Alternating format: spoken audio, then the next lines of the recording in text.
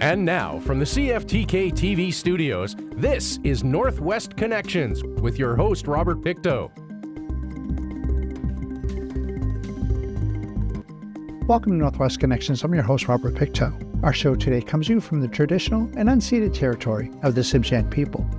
Focused on sustainability and enhancement of fish stocks and their habitats, Fisheries Renewal BC is a provincial incentive in British Columbia. It involves a board of directors representing various stakeholders, including government, Indigenous peoples, and regional fishery interests. On today's Northwest Connections, we open our archives to bring you this story from 2000. Fisheries Renewal BC spent around $1 million funding programs in northwestern BC last year. Board of Directors Chair Joy Thorkelson says they're really pleased with the number of communities they have been able to reach. We have 21 partnerships all over British Columbia, including a partnership in Terrace that covers Kitimat, the Nass, all the way up to halfway up the Skeena. We have another partnership group that is out of Smithers that covers the other half of the Skeena and up around the Bulkley area. And we have a partnership in Prince George. So that's sort of our northern partnership groups. We have partnership groups, like I say, 21 of them throughout the province. And so we're very satisfied that the types of projects that are going on here are being repeated all over the province. Of the million spent in the Northwest, about $550,000 went towards projects on the North Coast. The chair of the local Fisheries Renewal Council, Bryce Barnwell, says all of the council's 28 members have worked well together, despite the fact they represent different sectors of the industry. He says they have been able to get funding for a lot of programs since the council was created 2 years ago. And we've been very successful. We work very closely with DFO we've been doing stream inventories and habitat assessments. And of course, there was a lot of training required to train people to go out and do these. And most of these people that went out and did these jobs were displaced fishermen, shore workers. First Nations make up a big part of the North Coast's council. Metlakatla Hereditary Chief Clarence says his community and others have benefited from fisheries renewal funding. Looking at the pictures in the back here, what Metlakatla community has done with funding that they received, clearing the streams within their area. And I see like Kitkatla out there, they've worked with some of theirs. So it's benefiting the communities, but on the coast. Now it's a question of whether or not fisheries renewal will be around after the provincial government puts together its budget for this year. Premier Dan Mueller says he's pleased with the results and will fight to ensure it will survive. There will be, as you know, a change in leader, but I will argue quite strongly that we ought to continue funding fisheries renewal. I just think the results are there, they're demonstrable, both in terms of the conservation of the stocks themselves and in the kind of trading and employment opportunities that is created. The provincial government has made a commitment to fund us for at least another 3 years. The level of funding is still being developed because we have a number of options ahead of us, and we're examining them now in concert with the provincial government. We're going to the federal government to see if they'd like to be an upfront partner in fisheries renewal and Thorkelson says Fisheries Renewal works closely with the feds through funding partnerships on programs, and it would be a perfect fit in the organization. She says the final budget should be together by March.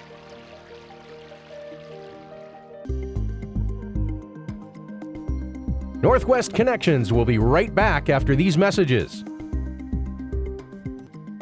And now, from the CFTK TV studios, this is Northwest Connections with your host, Robert Pictou. Thank you for staying with us. The winters are notorious for crippling those who do not pay their respects and underestimate Old Man Winter. His defeated armies caused civilizations to retreat, and it has the power to move mountains. And yet people still tempt fate by venturing into the unknown without sufficient supplies. Let us return to archives with Ed White. With more and more people enjoying some form of backcountry activity in the winter comes the increased chance that somebody will get lost, have an accident, or experience drastic weather that would force them to overnight in the wilderness. Hopefully they're prepared for the worst, but it's unlikely that most people would be. It's also a sure bet that most people wouldn't know what to do to survive a dozen or more hours in the cold black of night. This spot here for building a Quincy is fairly flat. It's a good spot. There's lots of snow, and it's close to an open area in case there's an air search that comes by for me. I can, get out there and wave and be seen. That's an example of an important element needed to survive. Keeping a positive mindset and not panicking will allow you to make a clear-headed and most likely correct decision. When you have to survive in the wilderness, it's important that you're prepared at the outset. If you're not prepared, that kind of takes away from your chances. But you also have to have a good mindset, a positive mindset, rather than a negative one. Rather than saying that I can't get out, I can't do this, I can't survive. You have to be able to say that you can, and you have to be able to make the decision that's going to make you survive. That's going to allow you to survive. There are several possible scenarios which might see somebody having to spend a night outdoors, and each of them will determine what kind of a shelter you'd build. A blizzard or a serious injury would probably mean a quick and easy to construct shelter would be best. If your snowmobile breaks down with enough daylight left, you could go for something more intricate like a quincy. A quincy takes a lot of energy to build. So it's one of the things you have to keep in mind if you're willing to put in the hours that it takes to build a quincy. A good hour to get the snow up, another hour or two to let it settle, another hour to dig it out. It takes a lot of energy, and if you're in a situation where it's cold or you're wet, you might want to think twice about building one. But once they're built and you're inside and set up, you can withstand severe weather. The quincy is great when the temperature is minus 15 or colder. Inside the structure, the temperature will stay about 0. But if you're running out of daylight, try to find a tree well with overhanging branches where you can clear away the snow and cut some boughs for a bed and covers. Or you could also crawl under some logs to get a little bit of shelter. Sit down. The main thing is you got to get off the snow, right? There you go. And then put some boughs on it. You're on the ground, you're getting heat from the ground, We can easily get in there. You can get by. You're just out of the wind.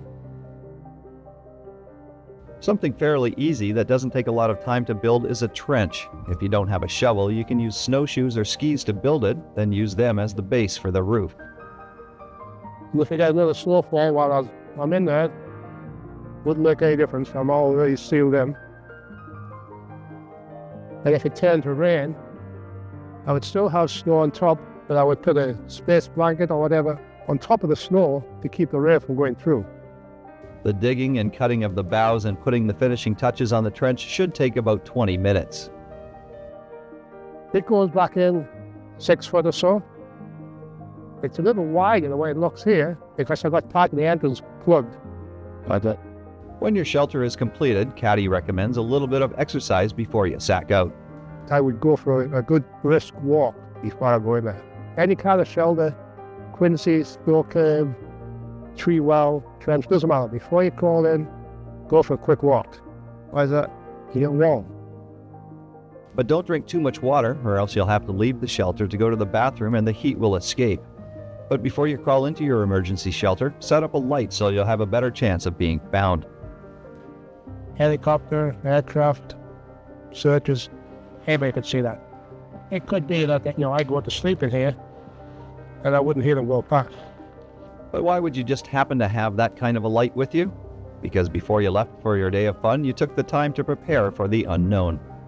Some power bars, stuff like that. A little bit of chicken noodle soup goes a long way to warming you up. Food, a little bit of extra clothing, a jackknife, a small rope, a space blanket, and a tiny stove and flares are all items you'd like to have with you on your overnighter. They're great because you can signal passing aircraft, fire a couple of those off. They can also start a fire for you. Quite handy in that respect. Very simple to use. You just load them in the little ejector here and bang them off. They're quite handy. White recommends everybody have some kind of an emergency kit with things like matches, a candle, and a bowl and spoon in it. Also, a shovel and an avalanche probe and beacon are things that could save your life or somebody in your party if an avalanche hits. You could find the person, eh?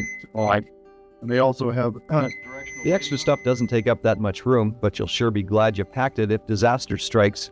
Both men want everyone to realize how important it is to stay put and stay calm if you're stranded.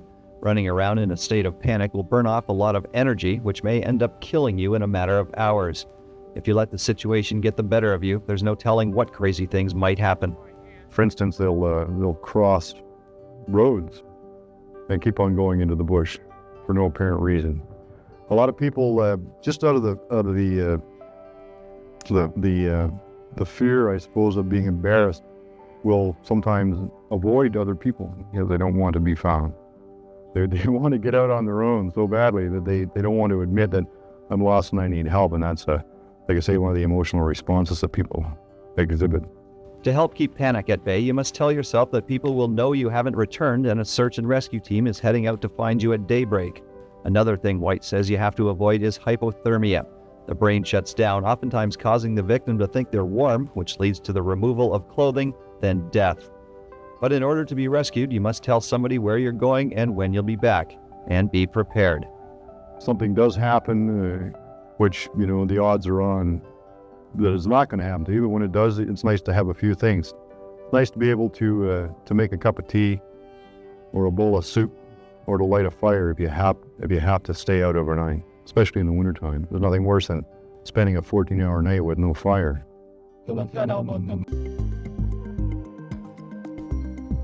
Northwest Connections will be right back after these messages. And now, from the CFTK TV studios, this is Northwest Connections with your host, Robert Pictou. Welcome back to Northwest Connections. Commissioned in 1924, the Delta King and Delta Queen entered service in 1927 for the California Transportation Company service between Sacramento and San Francisco. After a wartime service with the United States Navy, the Delta King was towed to Kitimat to serve as home during the construction of Elkan Aluminum Plant and Camano Dam Power Project. Today, the Delta King is permanently moored in Sacramento, California, and home to a 44-room hotel. Let us return to the archives as some local residents recall the days when the Delta King was in Kitimat. It was 1952 and there was a severe housing shortage in Kitimat, so the Kitimat constructors bought the Delta King. The engines and stern wheel were removed, and the bunkhouse was placed solidly in the ground. Construction of the boat itself fascinated us. All the washrooms, and there was 1-inch thick marble partitions on around the toilets and wash basins, and everybody was looking at this white marble, and they really thought it was great. It was really a nice looking boat. Inside the ship lived more than 200 men, many of whom were recent immigrants from Europe and either single men or far away from their wives and families. The rooms that they took up residence in weren't very spacious.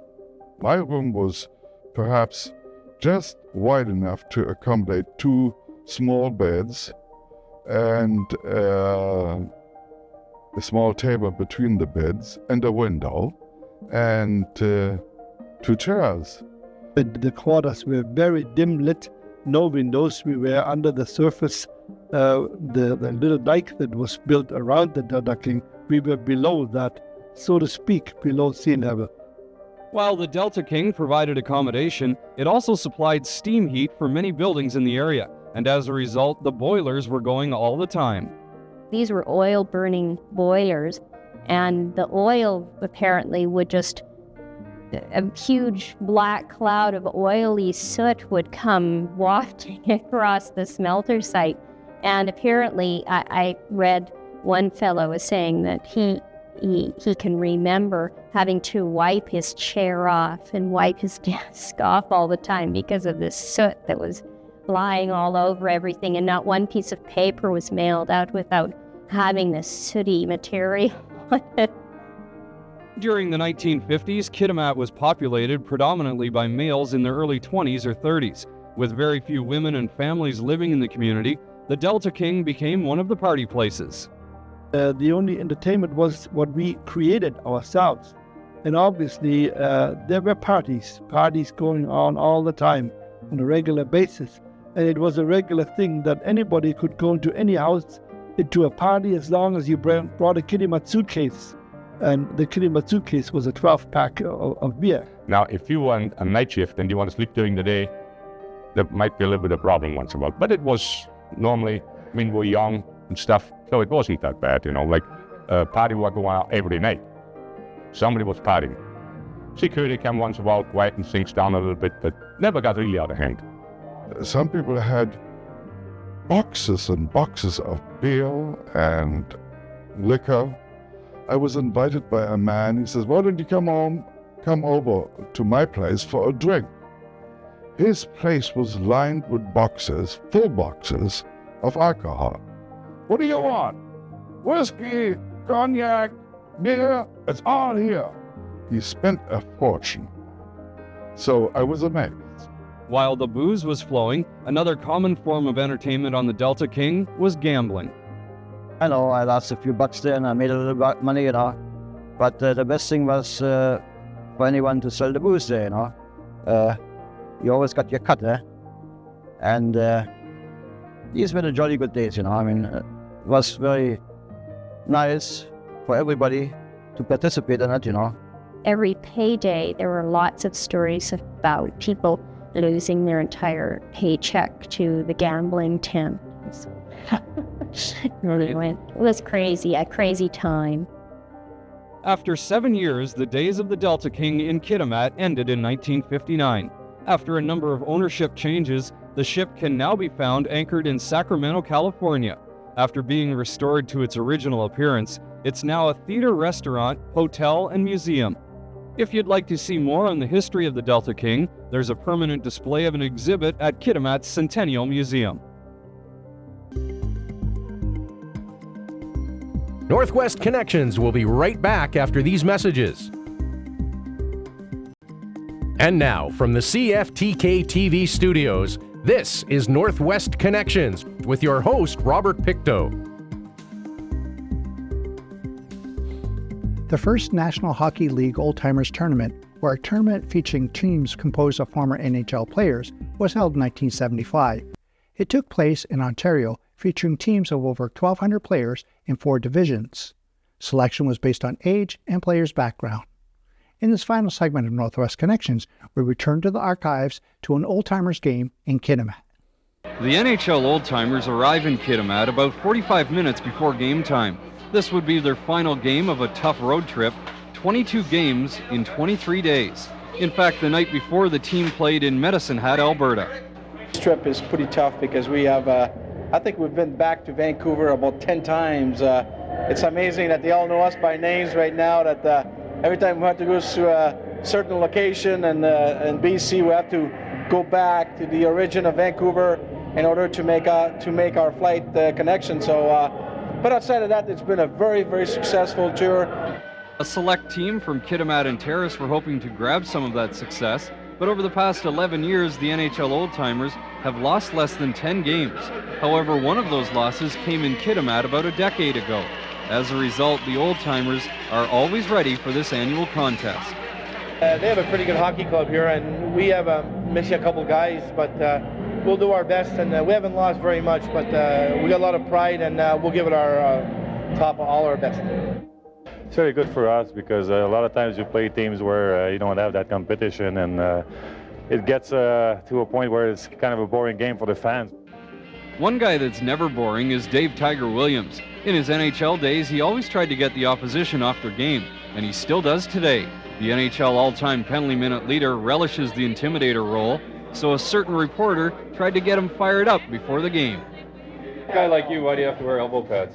Elbow pads? Well, what if you fall down?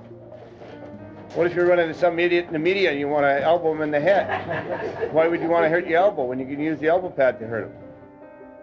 For the NHL Old Timers, the arena is their home away from home. Even a hectic travel schedule doesn't outweigh the positives. Well, just to get back together with the guys you've played with or against, get a chance to swap stories, and we just, reminisce. It's a good time. Well, I get to try and lose some weight on the road here, so it's just nice to see everybody. It's nice to trade some old stories, and pretend how good we were and that sort of thing. And it's just nice to see, for me, it's nice to see that everyone is still together, still healthy, and still enjoys the game. Right from the outset, this game provides lots of thrills. In fact, the local select players scored in the opening minute, but less than 30 seconds later, the NHL Old Timers replied. It was just the kind of game everyone was hoping for. Imagine if you were playing alongside your boyhood idols. A couple players were given the opportunity. It's tough keeping your concentration out there. Guys playing pretty nervous. We're working pretty hard just to keep up with these guys, and they're just cycling around, making it look so easy. I've been waiting 25 years for this, and this is just sitting here is good enough for me. I don't have to play. It's just, I mean, Lafleur there has been my hero since I was a little kid listening to him on the radio. It's just to play beside him is incredible. While the outcome was being determined on the ice, a number of organizations off the ice came out winners. KMAC Crime Stoppers, this is our major fundraiser of the year. It helps out terrorists also. It also helps out minor hockey. There is money that's given to them for helping out during the function. After 2 periods of hockey, the locals were winning by a pair of goals, and the old-timers realized it wouldn't be easy to battle back. They know how to play the game also. I mean, their legs eventually might be a little better than ours, but we'll try to compensate with experience and see what happens. I'm very impressed. I think it is one of the best teams we never met in the last 4 years. I remember a couple of years ago we had a game here. We won 4-3 at the end of the third period, and that's the same team, maybe a lot better. And that's a young squad, and I'm very impressed. They passed the puck very well. They had a good chance to score. We have to work hard, and what the worst part for us, that's our last game, and that's a tough one for us. Game's not over yet. Game's not over yet. They're starting to slow down. We'll take over from here on in, I think. But little did Tiger know, along with the rest of the NHL old-timers, that they would be done like dinner. The select players had a deeper bench, and they scored some timely goals, and throughout they received some solid goaltending. In the end, the locals won in an upset, 9-7 over the NHL old-timers. We've got some incentives now. We got all summer to think about this now. When we're out fishing from here till next November, we got something to focus on, and that'll be Kitimat. I think every time we play Kitimat, they always come up with a strong game. And they did it tonight. So we were due, I think, for a losing game. So that's hockey. That felt good. The goalie saved us. Junior and Brett, they played great, and they pulled it out for us. Very sweet. Sort of a surprise after last year. The team played good in front. No shots. Well, not really that many shots anyway.